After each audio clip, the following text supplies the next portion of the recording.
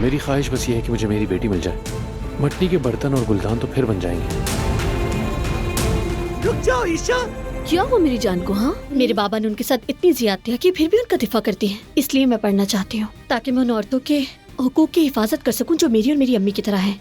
आपसे दरखास्त करने आई हूँ यहाँ। आप उस आदमी की गलतियों को छुपाने की कोशिश आखिर क्यों कर रही हैं? उसके माँ बाप ने उसी के लिए शादी की। मुमकिन है वो खुश और अच्छा खानदान बन जाए। क्या आप अपनी बातों पर यकीन रखती हैं? तुम्हें या किसने बुलाया? असल में तुम यहाँ क्या कर रही हो? ये तो मेरा घर है। रिपोर्ट्स तैयार है सारी प्रेगनेंसी की। आपके प्रेग्नेंट होने के बहुत कम चांसेस हैं।